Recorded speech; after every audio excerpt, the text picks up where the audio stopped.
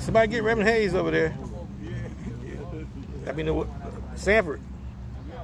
Wake up, Sanford. The website person decided to start working this morning, and I think I actually have a website. Oh, great. Yeah, she's tweaking it, and she's had me on the phone all morning. Hey, gentlemen, how are you all? Good morning, Miss Howard. Okay.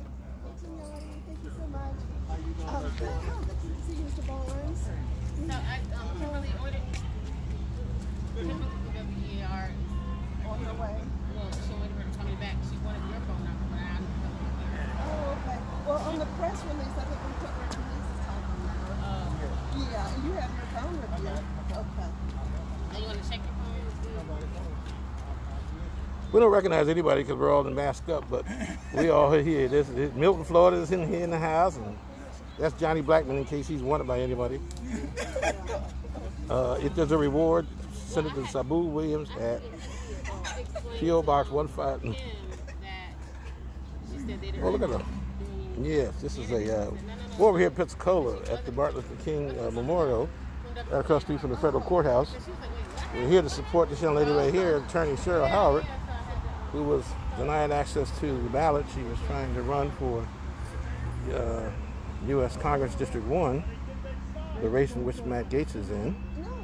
And she's had some issues with that, and we're here to support her in those issues and hope that perhaps we can help her get on the ballot.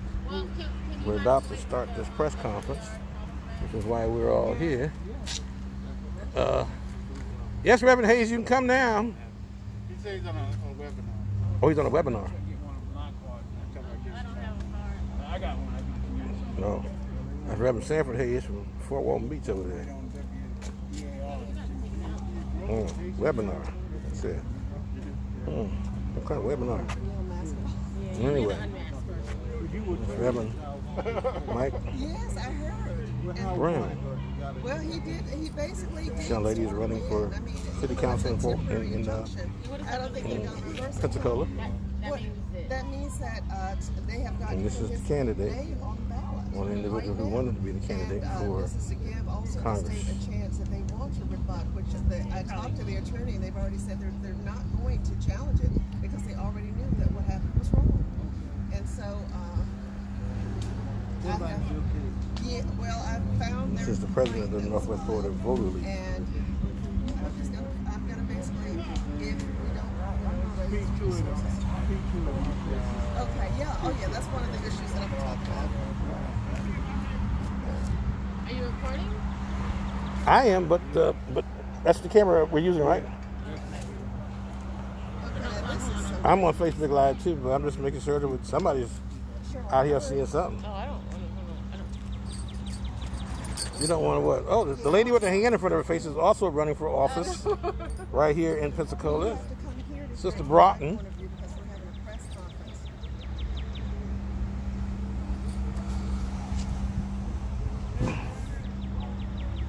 Oh, no, I'm not. Oh, you're saying in order to send someone or you already send someone? No, let me tell you this. The reason That's a nice one. Yeah, you did that one? she called me. This is on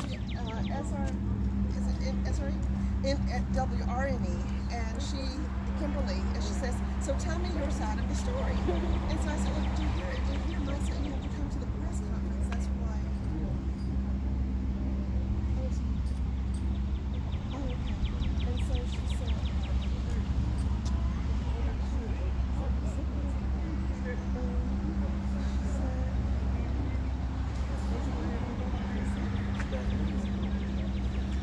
Okay, Johnny, the ladies don't want me to hear what they're saying, so I got you on camera. Smile, you're on candid camera.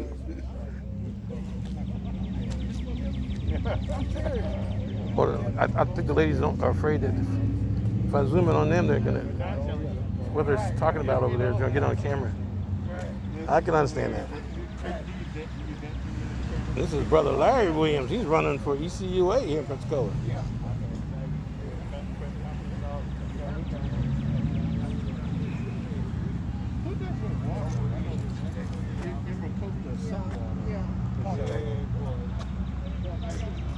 she thought that I was being certificate with her, but I wasn't. When I told her, I said, well, she didn't submit a form to send somebody to the president. I didn't want to have it. Just tell me.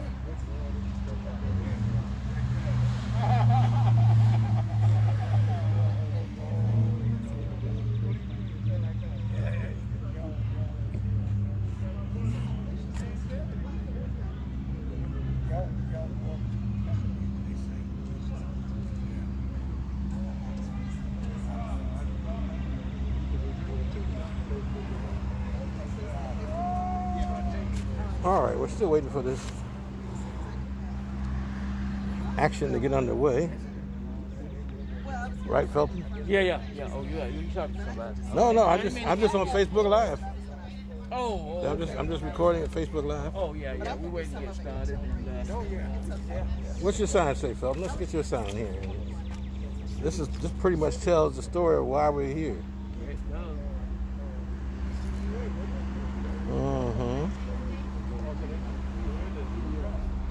All right, that's why we're here. As you can see, not only was Mrs. Howard affected by the unjust decision, but also a Chinese gentleman down in the Tampa Bay area was also affected by that same decision. And there may be others throughout the state. We don't know. Let's see your sign, dear Doc. Yes. And this is what we're alleging has been violated, is the 14th and 15th Amendment, which is equal justice under the law, as well as the right to vote. And you don't have the right to vote if individuals that you want to vote for are not allowed access to the ballot, which is why we're here. Understand? Well, we're going to go ahead and get started. Okay. And they can pick it up on Facebook. Mm-hmm. Yeah. Want me to go live? You ready? Well, just I'm waiting on Tina. Who we waiting on? Okay, so how y'all want to stand? Oh, what they gonna be standing? Okay, they get ready to stand. How you? Well, I'm right here. I'm trying to get everybody. Yeah. That's why I came back. Okay. Some of us on this side. Well, obviously, we want you and Miss Howard front and center of the camera. Yeah, you need to be.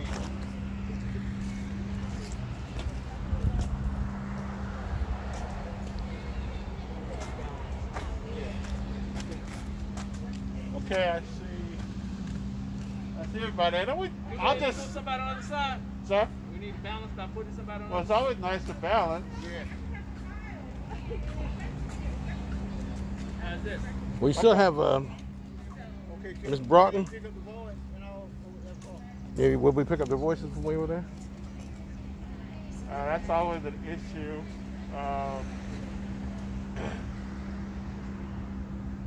Depending on how much environmental noise we have. And plus we got these masks on. We're going to take them off to speak. We take them off to speak. Okay. Then we should be able to hear. I'm going to go ahead and get started, and maybe if people want to come this way, they'll come this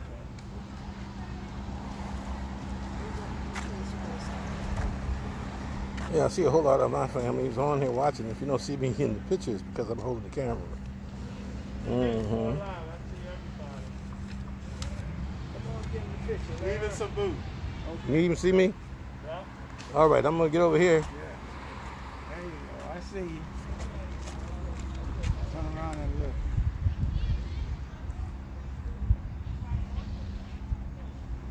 Good shot. Ready? Ready whenever you are. Okay. Good afternoon, everyone.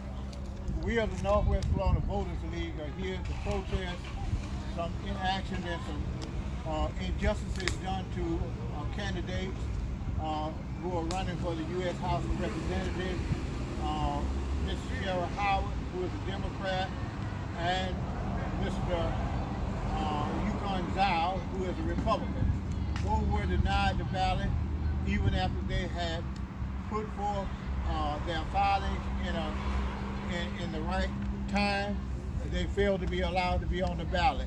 we of the Northwest Florida Voters League believe in registration of potential voters, the education of the voter, and the participation of the voter. And that's what we are doing today. We are nonpartisan, and we believe that this is something that should be dealt with in a public manner, since it has not been dealt with properly in a private manner. Attorney Howard will say something to us at this time. Attorney Howard. Good morning. Let me begin by thanking Reverend Hayes and the members of the Northwest Florida Voters League for their ongoing support and for organizing this public meeting and press conference this morning, observing social distancing recommendations. That each of you present and watching via Facebook Live, I'd like to also thank you for your attendance. There are four main reasons that we are here today. First, I'd like to inform the public of my attempt to get on the election ballot for the office of U.S. House of Representatives for the 1st Judicial District. I began my campaign in January of this year, planning to seek ballot access by the traditional means of obtaining signatures on petitions. With the assistance of dozens of volunteers, by the end of February, we had collected nearly 4,000 signatures.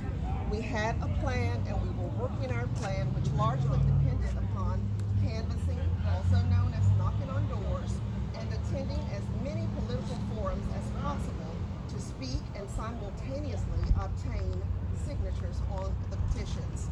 And then, at the end of February, the coronavirus finally got the attention of our country, and consequently and understandably, all public efforts towards petition signing had to be halted, approximately 2,000 petitions short.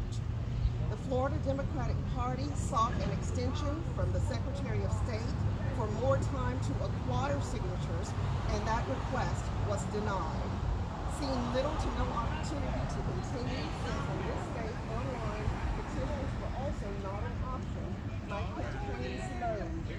Then approximately 1 week from the qualifying deadline of April 24th, 2020, I heard from this Voters League seeking to know if I would be willing to continue my efforts with my campaign if they could raise the $10,440 necessary to pay the filing fee as an alternative to getting petitions and signatures for the ballot. And I'm sure you can imagine my response, which was an enthusiastic yes. Within 72 hours, the Northwest Florida Voters League had secured commitments for contributions and finished receiving the actual contributions by Thursday, April 23rd.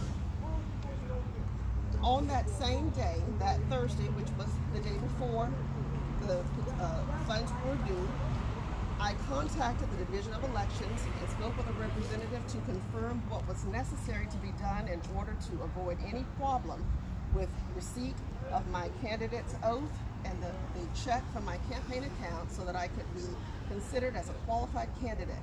After receiving instructions, I contacted UPS and then FedEx seeking guaranteed overnight delivery. Neither of these couriers were providing guaranteed overnight delivery, and it was and may still be stated on their website that they cannot guarantee because of slowdowns pertaining to the coronavirus. As such, the only alternative that I was left with was to utilize the United States Postal Service, which was still guaranteeing overnight delivery for 10:30 or noon. Additionally, I sent the petition with a 10:30 guarantee, and this leads me to the second point that I would like to bring your attention to.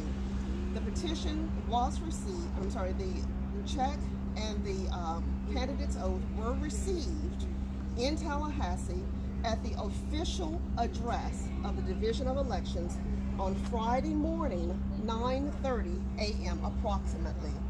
The deadline for receiving the petitions, signatures, or money, in this case filing fee and money, was 12 noon. For reasons that I cannot understand, the Division of Elections checked their mailbox only once in the 8 o'clock hour. They did not go back to check the mailbox to see if any other petitions had arrived before noon, which leads me to the second point. The second point is that based on bureaucracy, cronyism, and whatever other adjective you would like to use, Christy Willis of the Division of Elections, the chief of the Division of Elections, made a decision not to collect mail after the 8 o'clock hour. So consequently, I learned on Tuesday of the following week that my check and candidate's oath had not been entered into the Florida state system, which would list me as a qualified candidate. I began an email exchange with her requesting to know and understand why I had not been deemed qualified. She responded that they checked the mail in the 8 o'clock hour. It wasn't there. That's all she could tell me. And so finally, I requested to know how could that be a responsible thing to do in light of a 12 noon deadline. And then she sent me an excerpt from the qualifying rules that had been basically overturned by the state. In the qualifying rules, it says that because the mail pickup time for the Division of Elections and the U.S. Postal Service hours don't necessarily match, they discourage using the U.S. Postal Service. At that point in time, I realized that she was not aware of an emergency rule that had been put in place by the governor because the lobbies of all of the governmental offices, including hers, were inaccessible and closed to the public. Therefore, I located the emergency rule, sent it to her, and said, allow me to inform you of this emergency rule which directly addresses this issue. And as you can see, they have deleted all of the information that suggests that you not use the Postal Service and basically indicate that as long as the mail is sent to the official address versus the physical address and is time-stamped prior to 12 noon, it is acceptable, and that candidate's information should be received and should be listed as a qualified candidate for purposes of the ballot. At that point in time, I heard nothing further from Christy Willis. I then contacted the Assistant General Counsel and also the Inspector General to indicate what had occurred. They basically sent an email saying that she does what she wants to do and there was nothing that they could do, essentially, which to me is unacceptable. I then learned of another candidate by the name of Yukong Zhao in the 7th Congressional District, Orlando, Florida, who had the exact same set of circumstances as myself. He too overnighted his paperwork. It arrived at approximately 9:30, and he too was denied access to the ballot. In speaking with his attorney, his campaign raised $50,000 in order to pay the retainer fee so that a lawsuit could be brought. Regrettably, the way the law is written, the Division of Elections cannot be challenged except but via the court system, which then brings me to my last point. I believe that when the framers of the Constitution established the 14th Amendment and the Constitution in general, I don't remember seeing anywhere in there that says you have access to these things if you are able to pay. The fact that at this point in time, because Ms. Willis allowed her error to continue rather than correcting it once I made her aware of it, that candidate ballot got certified by the court, which puts me in the precarious position, as was Mr. Zhao, of now having to file an actual lawsuit in order to get a court order to have my name correctly added to the ballot. To me, that is a miscarriage of justice. And one of the most basic things that my forefathers fought for was the right to vote. And by denying access to the ballot and also affecting the rights of these gentlemen and ladies here to exercise their right to vote for the candidate of their choice, they are also being denied. I would ask that you consider the words of Dr. Martin Luther King, who stated, "Injustice anywhere is is a threat to justice everywhere. So this is not just about me. It's about me right now today, but it could be about you, your children, and your grandchildren tomorrow and in the future. If we allow one bureaucrat to massage the system in the way that best suits her laziness by not going back to check the mail one last time, then what have we done? We have opened up the opportunity also for absentee voting to also be affected. And we're very concerned because we know in this state we have had other issues that have come before the attention of the public, which has had to do with ballots and voting. Now, I'd like to update you. I just received an update regarding Mr. Zhao's lawsuit. His attorney had filed a temporary injunction asking that the court look at the issues, recognize that the Division of Elections did not apply the emergency rule as they should have, and to provide a remedy for that failure. I learned overnight that Mr. Zhao has been successful in having the emergency injunction granted. I don't believe his attorney is expecting any reply from the opposing side because they too know that this was erroneous. And Mr. Zhao's name, because he could pay, his campaign was able to pay $50,000 for access to the court system, his name will now be added to the ballot.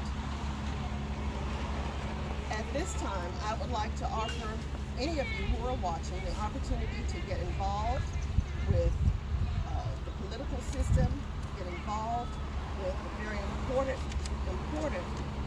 voting rights, access to voting even when it's not an election period, and also to become involved with my campaign.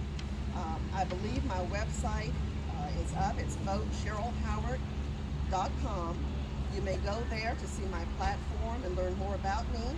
And most importantly, for these purposes at this time, now that we have to pay for access to the court system, if you would like to make a donation, you may do that as well. Thank you for your time today, and I'd like to, at this time, allow other members of the Voting League or Reverend Hayes to give us closing remarks. Thank you, Mrs. Attorney Howard. We at the Voters League are asking that the Secretary of State will take charge and do the things that are right. Your office has failed this candidate. Your office has failed the citizens of this community. The Voters League represent 8 counties, from Mariana, Jackson County, Bay County to the east, all the way back to Escambia County. And we're asking sincerely that you right the wrong that your office has done to the candidacy as well as to the voters of this area, this region. Thank you very much.